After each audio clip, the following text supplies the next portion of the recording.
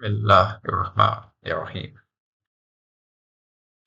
अला बिज़िक्रिल्लाह तत्मइनुल कुलूब। अला के मायने हैं श्योरली, सर्टेनली, यकीनन या जान लो। अला बेजिक्र, बे और जिक्र, जिक्र जैसे उर्दू में हम इस्तेमाल करते हैं, ये वही मतलब बनता है जिक्र करना।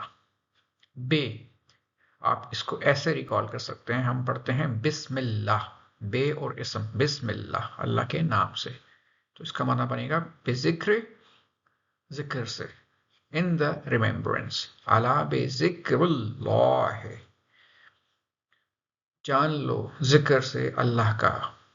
Surely in the remembrance of Allah क्या होता है? तत्माइनुल कुलूब, तत्माइन फाइंड पीस, या उर्दू में आप इसको क्लोजली रिलेट कर सकते हैं इत्मीनान।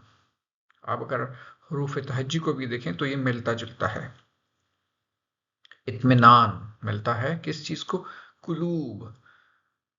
कुलूब कल्ब की जमा है, और कल्ब को उर्दू में दिल भी कहते हैं। सो कुलूब द हार्ट्स मीन्स दिलों को। जान लो दिलों को अल्लाह के जिक्र से इत्मीनान हासिल होता है। अला बिज़िक्रिल्लाह तत्मइनुल कुलूब।